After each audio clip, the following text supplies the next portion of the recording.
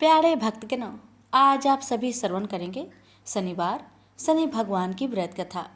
शनि भगवान का व्रत उपवास रखने से व्यक्ति की सभी मुश्किलें समाप्त हो जाती है। शनि ग्रहों में सभी क्रूर ग्रह है। अगर किसी की राशि पर शनि की ढैया या शनि का प्रकोप हो तो उस व्यक्ति को मुश्किलों का सामना करना पड़ता है। शनिवार के दिन इस व्रत को रखने से और शनि महाराज की कथा का श्रवण करने से सभी तरह की मुश्किल से मुक्ति मिलती है। तो आइए श्रवण करते हैं शनि भगवान की कथा। कथा श्रवण करने से पहले कमेंट बॉक्स में शनि महाराज की जय अवश्य लिखें। कथा। एक समय स्वर्गलोक में सबसे बड़ा कौन, ये प्रश्नों को लेकर नव ग्रहों में वाद विवाद हो गया। विवाद इतना बढ़ा कि परस्पर भयंकर युद्ध की स्थिति बन गई। निर्णय के लिए सभी देवता देवराज इंद्र के पास पहुंचे और बोले, हे देवराज, आपको निर्णय करना होगा कि हम में से सबसे बड़ा कौन है। देवताओं का प्रश्न सुनकर देवराज इंद्र उलझन में पड़ गए। इंद्र बोले, मैं इस प्रश्न का उत्तर देने में असमर्थ हूँ। हम सभी पृथ्वी लोक में उज्जैनी नगरी में राजा विक्रमादित्य के पास चलते हैं। देवराज इंद्र सहित सभी ग्रह यानी कि सभी देवता उज्जैनी नगरी पहुंचे। महल में पहुंचकर जब देवताओं ने उनसे अपना प्रश्न पूछा तो राजा विक्रमादित्य भी कुछ देर के लिए परेशान हो उठे, क्योंकि सभी देवता अपनी अपनी शक्तियों के कारण महान थे। किसी को भी छोटा बताना या बड़ा कह देना उनके क्रोध के प्रकोप से भयंकर हानि पहुंच सकती थी। अचानक राजा विक्रमादित्य को एक उपाय सूझा और उन्होंने विभिन्न धातुओं जैसे स्वर्ण, रजत, कांसा, ताम्र, सीसा, रांगा, जस्ता, अब्रक व लोहे के 9 आसन बनवाए। धातुओं के गुण के अनुसार सभी आसनों को एक दूसरे के पीछे रखकर उन्होंने देवताओं को अपने अपने सिंहासन पर बैठने को कहा। देवताओं के बैठने के बाद राजा विक्रमादित्य ने कहा, आपका निर्णय तो स्वयं हो गया। जो सबसे पहले सिंहासन पर विराजमान है वही सबसे बड़ा है। राजा विक्रमादित्य के निर्णय को सुनकर शनि देवता ने सबसे पीछे आसन पर बैठने के कारण अपने को छोटा जानकर क्रोधित होकर कहने लगे, राजा विक्रमादित्य, तुमने मुझे सबसे पीछे बैठाकर मेरा अपमान किया है। तुम मेरी शक्तियों से परिचित नहीं हो। मैं तुम्हारा सर्वनाश कर दूंगा। शनि ने कहा, सूर्य एक राशि पर 1 महीने, चंद्रमा 2.25 दिन, मंगल 1.5 महीने, बुध और शुक्र 1 महीने, बृहस्पति 13 महीने रहते हैं। लेकिन मैं किसी राशि पर 7.5 वर्ष तक रहता हूँ। बड़े बड़े देवताओं को मैंने अपने प्रकोप से पीड़ित किया है। राम को 7.5 के कारण ही वन में जाकर रहना पड़ा और रावण को 7.5 के कारण ही युद्ध में मृत्यु का शिकार बनना पड़ा। राजा, अब तू भी मेरे प्रकोप से नहीं बच सकता। इसके बाद अन्य ग्रहों के देवता तो प्रसन्नता के साथ चले गए, परंतु शनि भगवान बड़े क्रोध के साथ वहां से विदा हुए। राजा विक्रमादित्य पहले की तरह ही न्याय करते रहे। उनके राज्य में सभी स्त्री पुरुष बहुत आनंद से जीवन यापन कर रहे थे। कुछ दिन ऐसे ही बीत गए। उधर शनि देवता अपने अपमान को भूल नहीं पाए थे। विक्रमादित्य से बदला लेने के लिए एक दिन शनि भगवान ने घोड़े के व्यापारी का रूप धारण किया और बहुत से घोड़ों के साथ उज्जैनी नगरी पहुंचे। राजा विक्रमादित्य ने राज्य में किसी घोड़े के व्यापारी की आने का समाचार सुना तो अपने अश्वपाल को कुछ घोड़े खरीदने के लिए भेजा।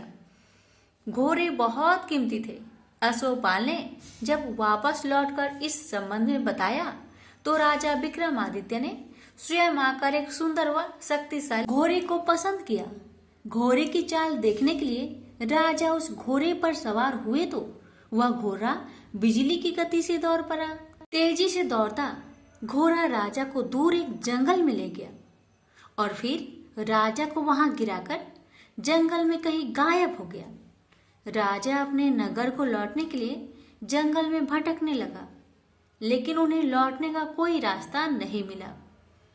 राजा को भूख प्यास लगाई। बहुत घूमने पर उसे एक चरवाहा मिला। राजा ने उससे पानी मांगा। पानी पीकर राजा ने उस चरवाहे को अपनी अंगूठी दे दी। फिर उससे रास्ता पूछकर वह जंगल से निकलकर पास के नगर में पहुंचा। राजा ने एक सेठ की दुकान पर बैठकर कुछ देर आराम किया। उस सेठ ने राजा से बातचीत की तो राजा ने उसे बताया कि मैं उज्जैनी नगरी से आया हूँ।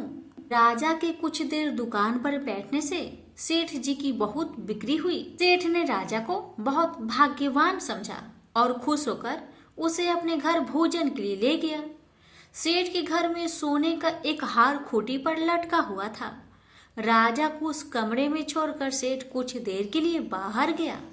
तभी एक आश्चर्यजनक घटना घटी। राजा को देखते ही देखते सोने के उस हार को खूंटी ने निकल गई। सेठ ने कमरे में लौटकर हार को गायब देखा तो चोरी का संदेह राजा पर किया, क्योंकि उस कमरे में राजा ही अकेले बैठा था। सेठ ने अपने नौकरों से कहा कि इस परदेसी को रस्सियों से बांधकर नगर के राजा के पास ले चलो।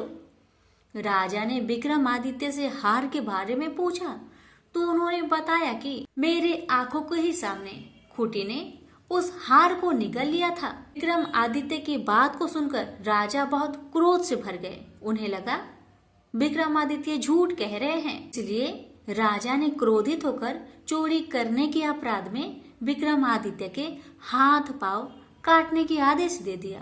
राजा विक्रमादित्य के हाथ पांव काटकर उसे नगर के सड़क पर छोड़ दिया गया। कुछ दिन बाद एक तेली उसे उठाकर अपने घर ले गया और उसे अपने कोल्हू पर बैठा दिया। राजा आवाज देकर बैलों को हाँकता रहता। इस तरह तेली का बैल चलता रहा और राजा को भोजन मिलता रहा। शनि देव के प्रकोप के साधे साथी पूरी होने पर वर्षा ऋतु प्रारंभ हुई। राजा विक्रमादित्य एक रात मेघ मल्हार गा रहे थे कि तभी नगर के राजा की लड़की राजकुमारी मोहिनी रथ पर सवार उस तेली के घर के पास से गुजर रही थी। उसने मेघ मल्हार सुना तो उसे बहुत अच्छा लगा और दासी को भेजकर गाने वाले को बुला लाने को कहा। दासी ने लौटकर राजकुमारी को अपंग राजा के बारे में सब कुछ बता दिया। राजकुमारी उसके मेघ मल्हार से बहुत मोहित हुई थी, अतः उसने सब कुछ जानकर भी अपंग राजा से विवाह करने का निश्चय कर लिया। राजकुमारी ने अपने माता पिता से जब यह बात कही तो वे हैरान रह गए। रानी ने मोहिनी को समझाया, बेटी तेरे भाग्य में तो किसी राजा की रानी होना लिखा है, फिर तू उस अपंग से विवाह करके अपने पांव पर कुल्हाड़ी क्यों मार रही हो। राजकुमारी ने अपनी जिद्दी नहीं छोड़ी। अपनी जिद्दी पूरी करने के लिए उसने भोजन करना तक छोड़ दिया और प्राण त्याग देने का निश्चय कर लिया। आखिर राजा रानी को विवश होकर अपंग विक्रमादित्य से राजकुमारी का विवाह करना पड़ा। विवाह के बाद राजा विक्रमादित्य और राजकुमारी तेली के घर रहने लगे। उसी रात सपने में शनि भगवान ने राजा से कहा, राजा तुमने मेरा प्रकोप देख लिया, मैंने तुम्हें अपने अपमान का दंड दिया है। राजा ने शनि भगवान से हाथ जोड़कर क्षमा प्रार्थना की कि हे भगवान, आपने जितना दुख मुझे दिया अन्य किसी को ना देना। शनि भगवान ने कुछ सोचकर कहा, राजा मैं तुम्हारी प्रार्थना स्वीकार करता हूँ। जो कोई स्त्री पुरुष मेरा पूजा करेगा, शनिवार को व्रत करके मेरी व्रत कथा सुनेगा, उस पर मेरी अनुकंपा सदा बनी रहेगी। प्रातःकाल राजा विक्रमादित्य की नींद खुली तो उसने अपने हाथ पांव देखकर राजा को बहुत खुशी हुई। उसने मन ही मन शनि भगवान को प्रणाम किया। राजकुमारी भी राजा के हाथ पांव सही सलामत देखकर आश्चर्य में डूब गई। तब राजा विक्रमादित्य ने अपना परिचय देते हुए शनि भगवान की प्रकोप की सारी कहानी सुनाई। सेठ को जब इस बात का पता चला तो दौड़ता हुआ तेली के घर पहुंचा और राजा के चरणों में गिरकर क्षमा मांगने लगा। राजा ने उसे क्षमा कर दिया क्योंकि यह सब तो शनि भगवान के प्रकोप से हुआ था। सेठ राजा को अपने घर ले गया और उसे भोजन कराया। भोजन करते समय वहां एक अनोखी घटना घटी। सबके देखते देखते उस खुटी ने हार को उगल दिया। सेठ जी ने अपनी बेटी का विवाह भी राजा के साथ कर दिया और बहुत से स्वर्ण आभूषण, धन आदि देकर राजा को विदा किया। राजा विक्रमादित्य राजकुमारी मोहिनी और सेठ के साथ उज्जैनी पहुंचे तो नगरवासियों ने हर्ष से उनका स्वागत किया। अगले दिन राजा विक्रमादित्य ने पूरे राज्य में घोषणा कराई कि शनिदेव सब देवों से सर्वश्रेष्ठ हैं। प्रत्येक स्त्री पुरुष शनिवार का उनको व्रत करे और व्रत कथा अवश्य सुने। राजा विक्रमादित्य की घोषणा से शनिदेव बहुत प्रसन्न हुए। शनिवार का व्रत करने और व्रत कथा सुनने के कारण सभी लोगों की मनोकामनाएं शनिदेव की अनुकंपा से पूरी होने लगी। सभी लोग आनंद पूर्वक रहने लगे। प्रेम से बोलिए शनि महाराज की जय। हे शनि महाराज, आपकी कथा कहने वाले, सुनने वाले, हुक्कार भरने वाले सभी भक्तों की सभी मनोकामना को पूर्ण करना, सभी के कष्टों को दूर करना। प्रेम से बोलिए शनि महाराज की जय। आप श्रवण करें शनि महाराज और ब्राह्मण की कथा। बहुत समय पहले की बात है। एक ब्राह्मण और ब्राह्मणी एक गांव में रहा करते थे। ब्राह्मण हर रात अपने सपने में नीली घोड़ी पर नीले कपड़े पहने एक आदमी को देखता था और वह आदमी कहता था, हे ब्राह्मण देवता, मैं तेरे लगूंगा। ब्राह्मण घबराकर उठ जाता और अगले दिन यही सपना उसे फिर आता। यह सपना उसे रोज आने लगा। ब्राह्मण बहुत परेशान हो गया और चिंता के मारे दुबला होने लगा, सूखने लगा। तो एक दिन उसकी पत्नी ने उससे कारण पूछा, हे ब्राह्मण देवता, आपको मैं इतनी अच्छी अच्छी भोजन पकाकर देती हूँ, फिर भी क्या कारण है कि आप दुबले होते जा रहे हैं? तो ब्राह्मण ने अपनी सपने की सारी बात पत्नी को बताया। ब्राह्मणी बोली, मुझे लगता है अवश्य ही वो शनि महाराज होंगे। अब की बार जब वो आपको दिखे तो आप कह देना, लग जाओ, पर 1:15 से ज्यादा मत लगना। उस दिन फिर सपना आने पर ब्राह्मण ने कहा, लग जाओ, पर कितने समय के लिए लगोगे? शनि जी बोले, 7.5 वर्ष का लगूंगा। ब्राह्मण ने कहा, क्षमा करे शनि भगवान, इतना भारी तो मुझसे झेला नहीं जाएगा। तब शनि भगवान बोले, तो 5 वर्ष का लग जाता हूँ।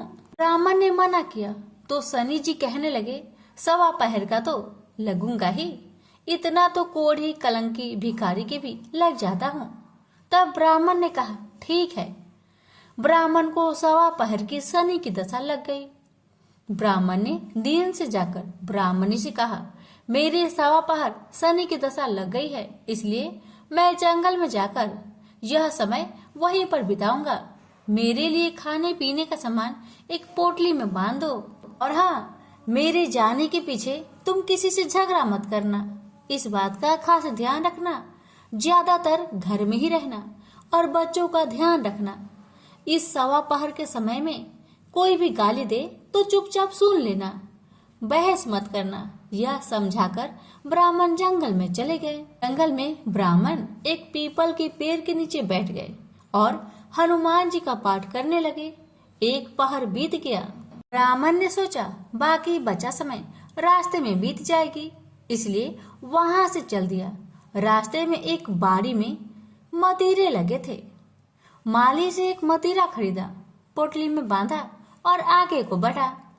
आगे एक आदमी मिला जो असल में कोई और नहीं, भगवान शनि महाराज थे। ब्राह्मण से पूछा कि पोतली में क्या है? तब उसने कहा, मतीरा है। तब शनि भगवान बोले, दिखाओ। ब्राह्मण ने पोटली खोली, उसमें वह मतीरा राजकुमार का कटा हुआ खून से लथपथ सिर दिखाई दिया। तो शनि भगवान ब्राह्मण को राजा के पास ले गए और कहा कि इस ब्राह्मण ने राजकुमार की हत्या कर दी है, इसके पास पोटली में राजकुमार का सिर है। राजा ने कहा, मैं यह नहीं देख सकता। इस ब्राह्मण को सूली पर चढ़ा दो। राजा के यहाँ हाहाकार मच गया। ब्राह्मण को सूली चढ़ाने से पहले पूछा गया कि तुम्हारी कोई आखिरी इच्छा हो तो बताओ।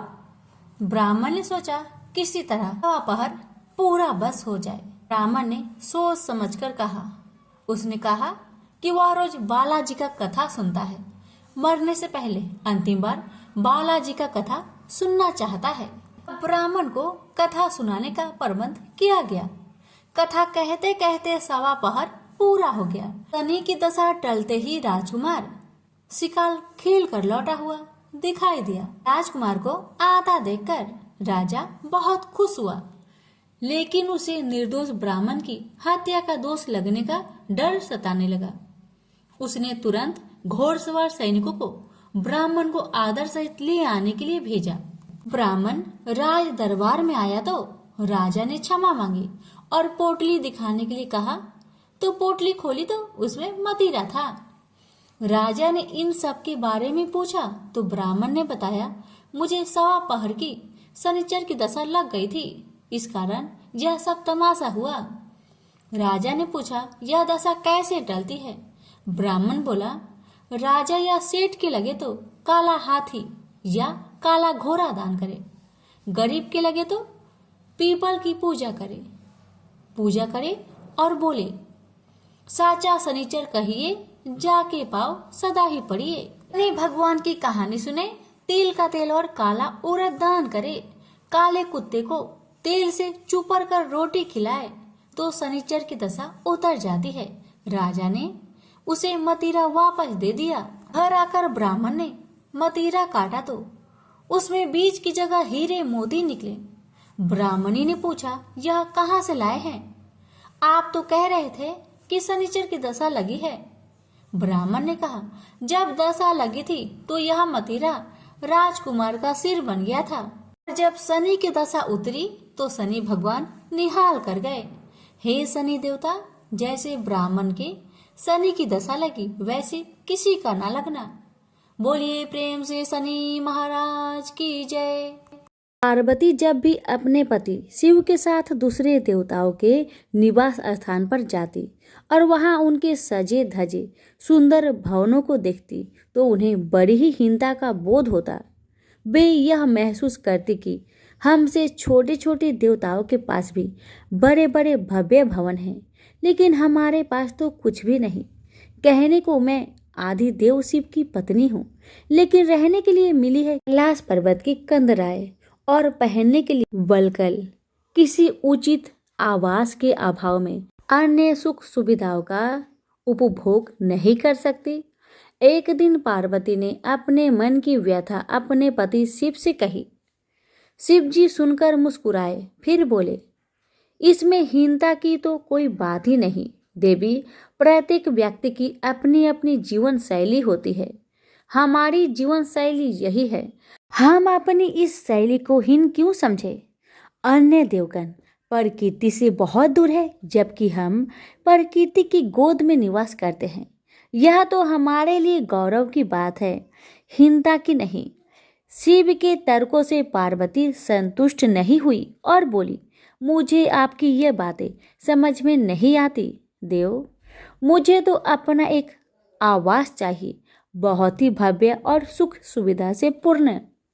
शिव ने अपनी सहज मुस्कान से साथ उत्तर दिया, इसमें क्या मुश्किल है देवी, मैं अभी विश्वकर्मा को बुलवा देता हूँ, उनसे जैसा चाहो वैसा आवास बनवा लो। विश्वकर्मा को बुलाया गया। पार्वती ने आदेश दिया, हमारे लिए ऐसा भव्य बनाओ जैसे विश्व में कहीं ना हो। विश्वकर्मा ने आदेश स्वीकार किया। निर्माण कार्य प्रारंभ हो गया। कुछ ही समय में पार्वती की इच्छा अनुसार भव्य भवन तैयार हो गया। अपने भवन को देखकर पार्वती अति प्रसन्न हुई। गृह प्रवेश की तैयारी होने लगी। पार्वती चाहती थी गृह प्रवेश के समय सभी प्रमुख देवता हमारे यहाँ उपस्थित रहे। शिव ने अपनी सहमति दे दी। सभी प्रमुख देवी देवताओं को आमंत्रण भेजा गया। यह प्रवेश के समय वे सब कैलाश पर्वत पर आ गए। उन्होंने पार्वती के भव्य भवन की भूरी भूरी प्रशंसा की, लेकिन विश्वनेत्री ब्रह्मा खामोश रहे। जब सब देवी देवता जाने लगे तो पार्वती ने ब्रह्मा जी से पूछा, देव, क्या आपको यह आवाज पसंद नहीं आया? ब्रह्मा जी ने आश्चर्य व्यक्त करते हुए पार्वती से ही प्रश्न किया, देवी, मैंने कब ऐसा कहा? आपके चेहरे की भाव भंगिमा कुछ ऐसे कह रही है प्रभु। पार्वती ने अपनी शंका स्पष्ट की। फिर ब्रह्मा जी को मौन देखकर पार्वती ने अपनी बात आगे बढ़ाई। तो आप कुछ संकोच कर रहे हैं, स्पष्ट कहिए, क्या बात है? ब्रह्मा जी ने तनिक रुककर उत्तर दिया, देवी, और तो सब ठीक है, लेकिन इस प्रसाद पर शनि की कुदृष्टि है। इतना कहकर वे वहां से चले गए। पार्वती ने ब्रह्मा जी की बात शिव को बतलाई तो वे कुछ चिंता में पड़ गए। पार्वती ने पूछा, प्रभु, शनि की दृष्टि से क्या हो सकता है? यह प्रसाद जल सकता है? भगवान शिव ने उत्तर दिया, हाँ। यह सुनकर पार्वती भी चिंतित हो गई और बोली, प्रभु, इसके लिए कोई उपाय कीजिए। शिव ने निराश व्यक्त की, शनि की दृष्टि को हटाना सरल नहीं है देवी। शिव का उत्तर सुनकर पार्वती आवेश में आ गई और बोली, सरल क्यों नहीं है?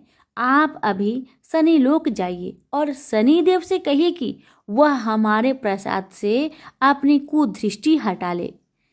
यदि वह मान जाए तो आप तत्काल उसे कोई वरदान दे दीजिएगा, और यदि न माने तो आप अपना डमरू जोर से बजा दीजिएगा। मैं स्वयं अपने प्रसाद को आग लगा दूंगी। यदि प्रसाद को जलना ही है तो यह मेरे हाथों से जलेगा, शनि की कुदृष्टि से नहीं। इसके बाद मैं शनि को श्राप दूंगी। पार्वती की इच्छा अनुसार शिव शनि लोग गए। वहां शनि देव ने उनकी अभ्यर्थना की और आदर के साथ आसन पर बैठाया। आसन ग्रहण करने के बाद शिव ने अपने आने का प्रयोजन बताया। देवी पार्वती ने जो प्रसाद बनवाया है उस पर तुम्हारी कुदृष्टि है, अतः वे चाहती है कि तुम उधर से अपनी कुदृष्टि हटा लो। शनि देव ने करवध होकर निवेदन किया, आप निश्चिंत रहे देव। माता पार्वती के प्रसाद पर कुदृष्टि डालने का मैं दुस्साहस नहीं कर सकता। शनि से आश्वासन पाकर शिव प्रसन्न हो गए। शनि, मैं तुमसे प्रसन्न हूँ, तुम जो चाहे वर मांग सकते हो, भोलेनाथ ने कहा। शनि ने विनम्र भाव से कहा, प्रभु, आपका दिया हुआ सब कुछ मेरे पास है, अब मैं और क्या मांगू? हाँ, एक इच्छा अवश्य है, वह है आपका तांडव नृत्य देखने की। बहुत दिन हो गए उसे देखे हुए, आप अपना नृत्य दिखला सके तो कृपा होगी। शनि का यह अनुरोध शिव को अच्छा लगा। उन्होंने तत्काल अपना डमरू उठा लिया और लगे नृत्य करने। भोले भंडारी ये भी भूल गए कि पार्वती ने डमरू की आवाज सुनकर अपने नवनिर्मित प्रसाद को जला देने की बात कही थी। बस डमरू बजा बजा कर नृत्य करते रहे। उधर पार्वती ने जब कैलाश पर डमरू की ध्वनि सुनी तो उन्होंने सोचा कि शनि ने अपने कुदृष्टि हटाना अस्वीकार कर दिया है, अतः वे बहुत दुखी हुई। उन्हें लगा कि यदि मैं तत्काल अपने नवनिर्मित आवाज को आग लगा दूंगी तो वह शनि की कुदृष्टि से बच जाएगा। अतः उन्होंने स्वयं ही अपने प्रसाद में आग लगा दी। वह धू धू करके जल उठा। प्रसाद को जलता देख पार्वती का शनि पर क्रोध धीरे धीरे बढ़ने लगा। अब वे उसे श्राप देने को तैयार हो गई, लेकिन उसी समय भगवान शिव वहां पहुंच गए। उन्होंने प्रसाद को जलते देखा तो वे आश्चर्यचकित रह गए। उनकी समझ में ही नहीं आया कि यह कैसे हो गया। फिर अचानक उन्हें सब कुछ स्मरण हो गया। अपनी भूल का उन्हें एहसास हुआ। उन्होंने पार्वती को सब कुछ सुनाया। सच्चाई जानकर पार्वती को भी अपनी जल्दबाजी पर दुख हुआ। अब शनि को श्राप देने का कोई अर्थ नहीं था। प्रत्यक्ष उसका कहीं कोई अपराध नहीं था। फिर भी पार्वती और शिव को यह लग रहा था कि यह सब हुआ शनि की कुदृष्टि से ही। लेकिन स्थिति को देखते हुए वे दोषी नहीं ठहरा सकते। प्रेम से बोलिए शनि महाराज की जय, उमापति शंकर भगवान की जय। पिपलाद और शनि भगवान की कथा, जो भी इनकी कथा को सच्चे मन से श्रवण करेगा उसकी सारी दुख तकलीफ समाप्त हो जाएगी। कहते हैं कि किसी पर शनि की 7.5 होती है तो विद्वानों द्वारा कहा जाता है कि आप पीपल वृक्ष की पूजा करें। आखिर इसके पीछे का कारण क्या है, आइए इस रहस्य को जानते हैं। पिपलाद ऋषि का नाम आप सभी ने सुना होगा। वह महर्षि दधीचि के पुत्र थे। महर्षि दधीचि जिन्होंने अपनी हड्डियों का दान कर दी थी, जिससे इंद्र का वज्र बनाकर और वृत्रासुर का संहार संभव हो पाया था। यह घटना ब्रह्म पुराण की है। शमशान में जो महर्षि दधीचि के मांस पिंड का दाह संस्कार हो रहा था तो उनकी पत्नी अपने पति का वियोग सहन न कर पाई और पास में स्थित पीपल के वृक्ष की कोटर में जो जड़ों के कारण एक गड्ढा बन जाता है, उसमें अपने 3 वर्ष के बालक को रखकर स्वयं चीता पर सती हो गई। इस प्रकार महर्षि दधीचि और उनकी पत्नी का बलिदान हो गया। किंतु पीपल की कोटर में रखा बालक भूख प्यास से तड़पने लगा और चिल्लाने लगा। जब कोई वस्तु से नहीं मिली तो कोटर में गिरे हुए पीपल के फल खाकर वह बड़ा होने लगा। एक दिन देवऋषि नारद वहां से गुजर रहे थे। नारद जी ने पीपल की कोटर में बालक को देखकर उससे उसका परिचय पूछा। बालक ने अपना परिचय दिया और बताया कि मैं नहीं जानता कि मैं कौन हूँ। नारद ने पूछा, तुम्हारा जनक कौन है? तब बालक भी उसी तरह का उत्तर दिया कि वह नहीं जानता कि उसके जनक कौन है। तब नारद जी ने अपना ध्यान धरकर उस बच्चे के बारे में पूरी जानकारी निकाली और उसे बताया कि तुम महान दधीचि के पुत्र हो। तुम्हारे पिता की अस्थियों का वज्र बनाकर ही देवताओं ने असुरों पर विजय प्राप्त की थी। नारद ने बताया कि तुम्हारे पिता दधीचि की मृत्यु मात्र 31 वर्ष की उम्र में ही हो गई थी। बालक ने अपने पिता की अकाल मृत्यु के बारे में जानना चाहा। तब नारद जी ने बताया कि उन पर आई इस विपत्ति का कारण शनिदेव की महादशा थी। नारद जी ने उस बालक को पिपलाद नाम दिया क्योंकि वह पीपल के पत्ते और उसका गुदा खाकर बड़े हुए थे। उसके बाद नारद जी ने उसे दीक्षित किया। नारद जी के जाने के बाद उस बालक ने, जिसका नाम पिपलाद था, ब्रह्मा जी की घोर तपस्या की। ब्रह्मा जी ने जब बालक से वर मांगने के लिए कहा तो पिपलाद ने अपने दृष्टि मात्र से किसी को भी जलाने की शक्ति मांगी। ब्रह्मा जी ने उसे वरदान दे दिया। ब्रह्मा जी के वरदान के बाद पिपलाद ने सबसे पहले शनि देव का आह्वान किया और उन्हें अपने सामने प्रस्तुत किया। सामने पाकर उन्होंने शनि देव को भस्म करना शुरू कर दिया। शनि देव शरीर से जलने लगे। ब्रह्मांड में कोलाहल मच गया। सूर्य पुत्र शनि की रक्षा के लिए सारे देवता विफल प्रतीत हो रहे थे। सूर्य ने अपनी आंखों के सामने अपने पुत्र को जलता हुआ देखा। ब्रह्मा जी उसे बचाने के लिए विनय निवेदन किया। ब्रह्मा जी ने स्वयं पिपलाद के सम्मुख प्रकट होकर शनिदेव को छोड़ने के लिए कहा, किंतु वह तैयार न हुए। ब्रह्मा जी ने एक के बदले 2 वरदान मांगने की बात कही। तब पिपलाद ने खुश होकर 2 वरदान मांगे। पहला, जन्म से 5 वर्ष तक किसी भी बालक की कुंडली में शनि उसको कारक नहीं होगा। जैसे मैं अनाथ हुआ, शनि के कारण कोई और अनाथ नहीं होगा। दूसरा, उन्होंने कहा मुझे अनाथ को पीपल में शरण दी थी। जो व्यक्ति सूर्य उदय से पूर्व पीपल वृक्ष पर जल चढ़ाएगा उस पर शनि की बुरी महादशा का असर नहीं होगा। ब्रह्मा जी ने तथास्तु कहकर वरदान दिया। तब पिपलाद ने चलते हुए शनि को अपने ब्रह्म दंड से उसके पैरों पर आघात करते हुए मुक्त किया, जिससे शनि देव की पैर क्षतिग्रस्त हो गए और वह पहले जैसे तेजी लायक नहीं रहे। आता तभी से शनि को शनिचराय, जिसे हम आम भाषा में शनिचर कहते हैं, कहा जाता है कि रतिया शनिचरा जो धीरे धीरे चलता है, वह शनिचराय आग से जलने के कारण शनि की काया काली पड़ गई। आप अक्सर किसी भी पीपल के पेड़ के नीचे शनि की काली मूर्ति जरूर देखते होंगे। उसके पीछे यही पौराणिक कारण है। जब शनि की महादशा या साढ़े साती चलती है जो आपके लिए अच्छी नहीं है, तो ज्ञानी जनों के पास बहुत सारे उपाय होते हैं, परंतु आम जनों को करने का एक साधारण सा उपाय मैं आपको बताती हूँ, जिसका लाभ 100% मिलता है। आपको सुबह उठना है, सूर्योदय से पूर्व नहा धोकर पीपल के वृक्ष को जल देना है, उसके साथ चक्कर लगाने हैं और 7 चक्कर लगाने के बाद इस मंत्र को हिंदी में बोलना है। आपको कहना है कि जिस तरह से आपने पिपलाद ऋषि की रक्षा की थी, ठीक उसी तरह मेरी भी रक्षा करें, और आप पाएंगे कि कुछ ही दिनों में आपकी जिंदगी में शनि के बुरे प्रभाव कम होते जा रहे हैं। प्रेम से बोलिए शनि भगवान की जय। हिंदू धर्म में माँ काली का प्रमुख स्थान है। काली का अर्थ है समय और काल। ऐसा माना जाता है कि उनकी उत्पत्ति समय और काल पापियों के नाश के लिए हुई थी। समय और काल से कोई भी नहीं बच सकता, यह सभी को निगल जाता है।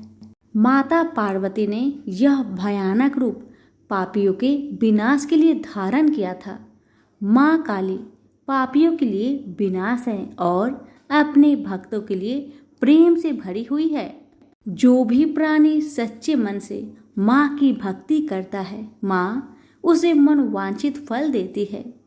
माँ काली की कथा। एक समय दारुक नाम के पापी असुर ने ब्रह्मा जी को परेशान करने लगा। वह उन पर अत्याचार करने लगा।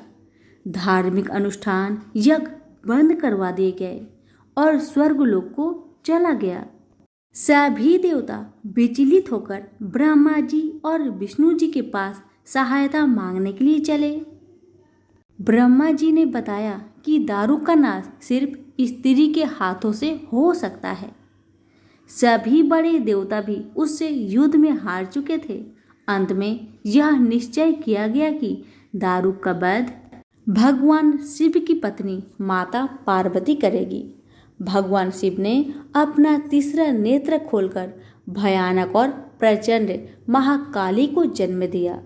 उनका शरीर काले रंग का था और माँ काली के माथे पर तीसरा नेत्र और चंद्र रेखा भी, उनके हाथों में त्रिशूल और कई प्रकार के अस्त्र शस्त्र थे।